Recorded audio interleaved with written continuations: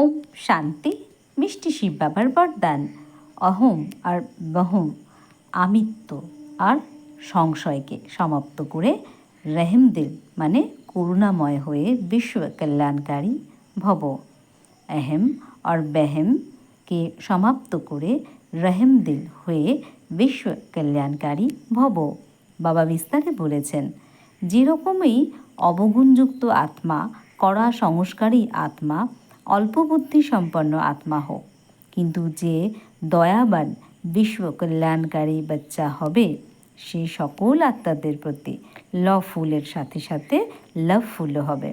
কখনো এই সংশয়ের মধ্যে আসবে না যে এই আত্মা তো কখনোই পরিবর্তন হতেই পারবে না, এ তো এইরকমই, বা এই কিছুই করতে পারবে না, আমিই হলাম সব কিছু।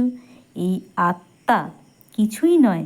এই প্রকারের অহম আর বহমকে ছেড়ে দুর্বলতা বা খারাপগুলিকে জেনেও ক্ষমা করা করুণাময় বাচ্চারাই বিশ্ব কল্যাণের সেবাতে সফল হয়। ওম শান্তি।